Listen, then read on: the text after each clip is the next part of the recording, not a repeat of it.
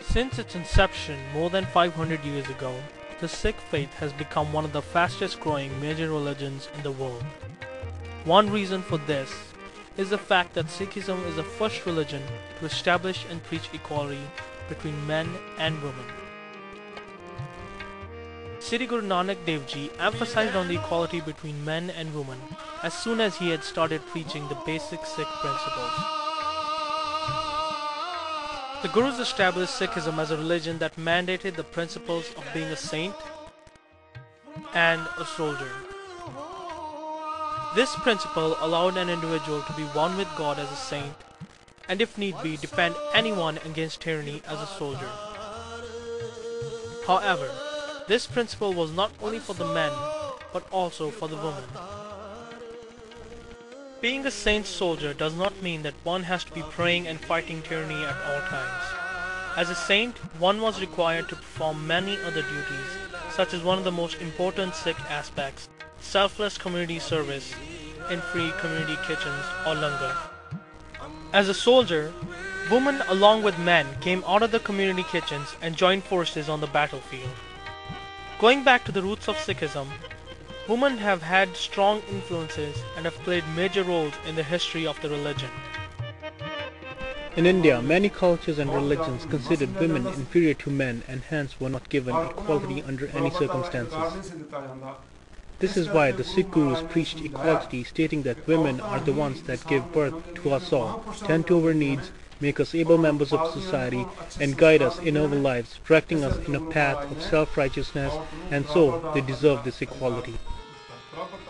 The first Sikh devotee was Bibi Nanki, Guru Nanak's sister, who knew from the day of his birth that he would one day become a holy sage who will spread the message of the Almighty.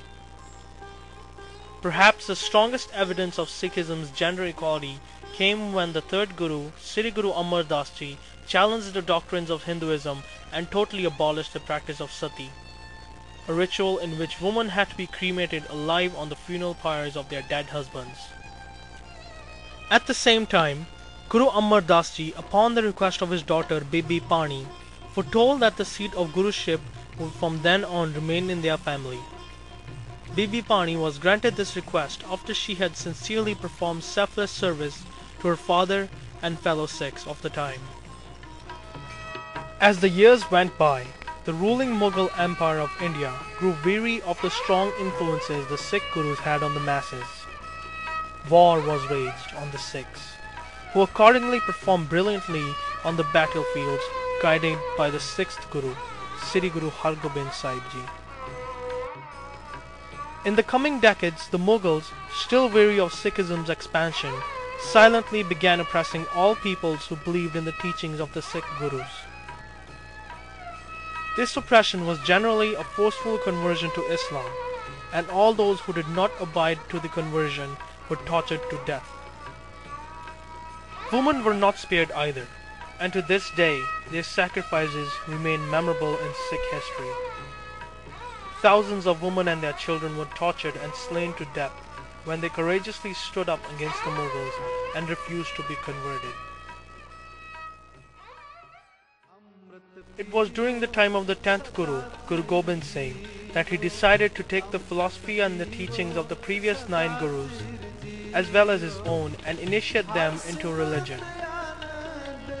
On April 13, 1699, the 10th Guru created the Brother and Sisterhood of the Khalsa, forever embedding Sikh teachings, which included gender equality as a religious belief.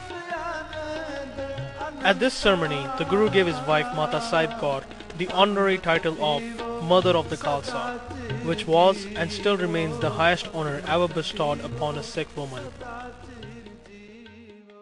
The Women in Sikh history stood alongside their Sikh brothers on the battlefield and off. And during peaceful times, the same women made society a better place for all by being better Sikhs. Following in the footsteps of the Gurus, they performed selfless holy service for all to benefit.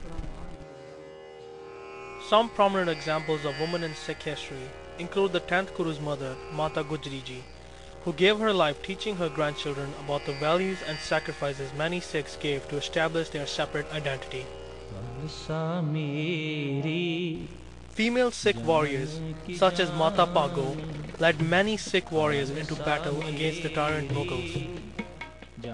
Following her footsteps, many other Sikh women were in the front lines of the Khalsa army.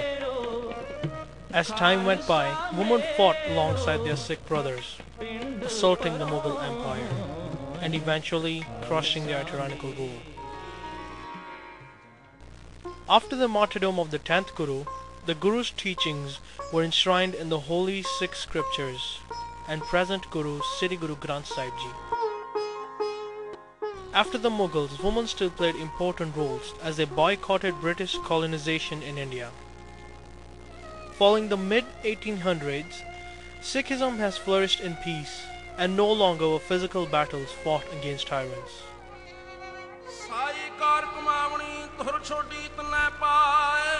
Today, both men and women abide by the teachings of the Gurus. They work together in everyday life and equally participate in religious ceremonies, whether it is the singing of hymns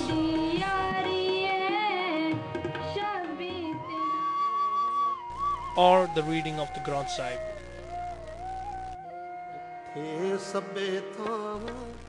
As seen here, the teachings of the Sikh Gurus have been cherished by millions, and Sikhs in today's modern world live their lives never forgetting the sacrifices and morals behind Sikhism's gender equality or Ekta.